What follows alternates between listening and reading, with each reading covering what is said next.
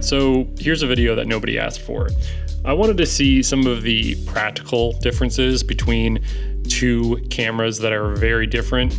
Right here, I have the S1 Mark II.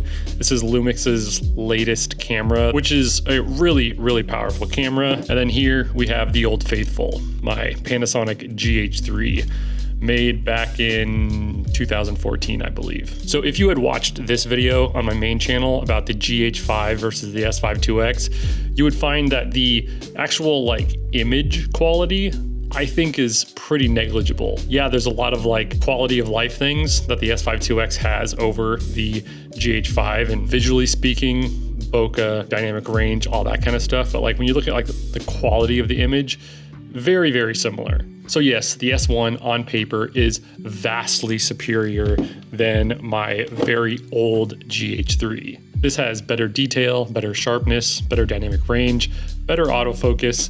It has IBIS, which the GH3 doesn't. It's got better codecs, higher resolution, and the list just goes on and on and on. But that's really not what I'm testing here. What I wanted to test was, practically speaking, can you tell the difference when you're watching it on YouTube? Because the only people that are gonna notice clipping highlights or noisy shadows is typically us camera nerds. And at the end of the day, my Honda Element can get me to the same place that a Porsche 911 can. The experience is gonna be different, but the end result is gonna be me arriving at that destination. I definitely believe that with a good enough story, good enough content and editing, the camera itself should kind of just fade into the background, and you really shouldn't be paying attention to it that much anyways.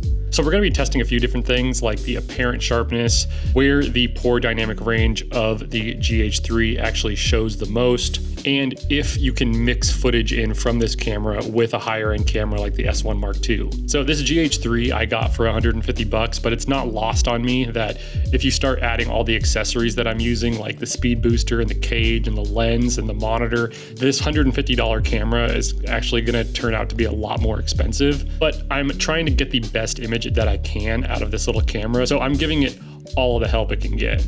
So this GH3 will have the Viltrox speed booster and the Sigma 18-35 on it as a lens, and the S1 Mark II, I'm gonna be rocking the Sigma 28-70.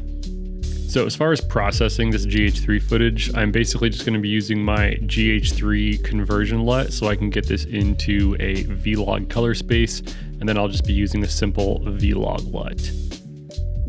So here we have an example of an indoor shot that a lot of dynamic range is actually pretty helpful. We want to be able to see the detail and the shadows on my face without crushing the shadows and blowing out the highlights.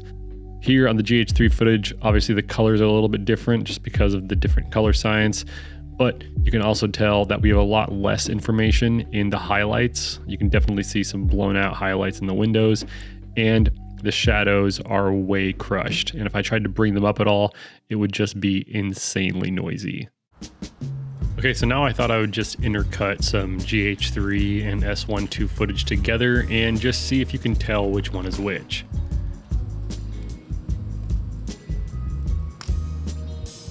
Keep in mind, I'm using the same vlog LUT for both of the cameras, but the image is going to look a little bit different just because the color science isn't exact. Okay, quick intermission just to talk about the rig that I built for the GH3. Obviously there's a lot of stuff on here, so I'm just going to go through it really quickly. The cage that we have is the Wooden Camera Manfrotto collab. This is a small half cage. It's a universal half cage. And the kind of nice thing is that it actually has this locking thing here, which locks your speed booster to your camera and the cage, so it's kind of all one block. So the speed booster isn't going anywhere, connected to the camera, cage is really solid.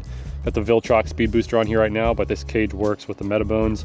Sigma 18-35. Cool thing about using a speed booster with this lens is typically this lens isn't parfocal, but adjusting the glass inside of the speed booster, you can make it parfocal. So that's what I did. So this Sigma 18-35 is now a parfocal lens on my GH3. And then on the side here, we just have a little mini to full pigtail HDMI thing. And then I have my small HD Focus 5 plugged in, and that works really well. This is a nice, cheap, and small monitor, which is what I like. and it's connected to the top handle that comes with this little half cage through a 15mm rod clamp. So on this side of the rod, I have the monitor. This side, I have my little Comica VM10. And then I have a shorter handle on here than what actually comes with it. It usually comes with this really long wooden handle, but I just wanted to keep everything nice and small. So then I just have a really simple variable ND, and that's what I'll be using in conjunction with my GH3. Shooting in all I, 72 megabits per second, just to get the most detail. But typically for most things, I usually shoot in the 50 megabit per second mode. But for this test, I'm shooting all I.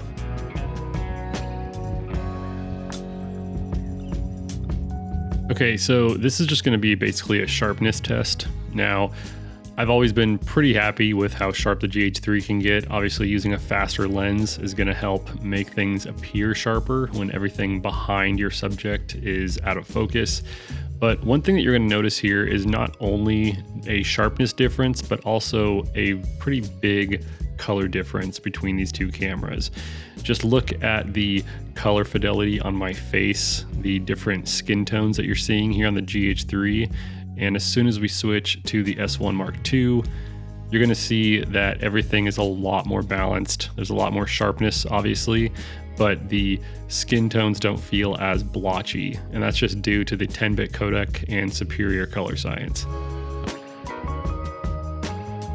Okay, so I think that the last thing that I should probably touch on is just usability. There's obviously big usability differences between these two cameras. This S1 Mark II, and honestly any of the newer Lumix full frame cameras, the S5II, the S5IIX, even the S9, they all have a lot of assist features built into them. So using a camera like this is obviously a lot nicer. We have peaking, histograms, autofocus, all of the assist tools that you would really need, whereas with older cameras like this GH3, you don't have a lot of those. But honestly, you go up to a GH4 and you get a lot of those back. So this GH3 is kind of like a dinosaur when it comes to some of the innovations that Lumix has made in their cameras. This did have a lot of really cool stuff, but it lacked things like focus peaking and a lot of the exposure tools that you're used to on cameras like this. So obviously, usability, yes, newer cameras like this S1II are a no-brainer. But if you're okay with rigging your camera out a little bit, you can solve a lot of those issues.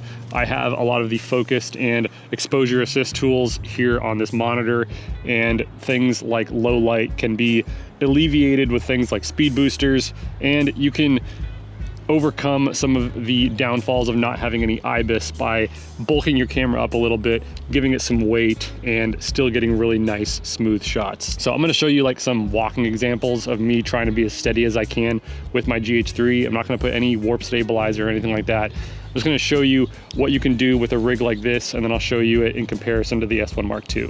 Just gonna do a really simple push in.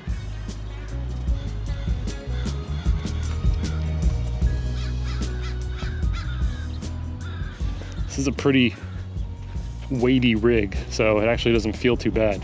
All right, I'm gonna do the exact same type of move, but with the S1 Mark II.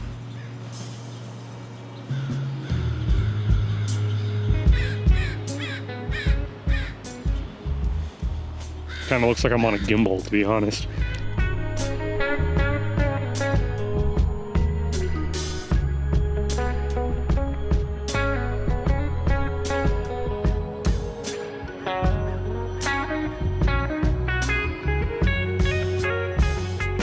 I actually think that this little GH3 can still hold up in 2025.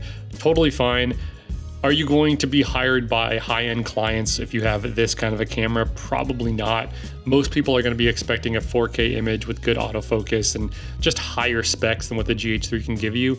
But I still think that the GH3 is one of the best cameras that Panasonic released, and I still think that for a 1080p deliverable, this can still provide a really nice looking image, especially for the fact that I got it for 150 bucks, and you can easily find these for around 200 on eBay. So yeah, that's all I have for you in this video. I kind of just wanted to put these cameras to the test and kind of see if all the new improvements in technology and resolution really count if you're just watching videos on YouTube.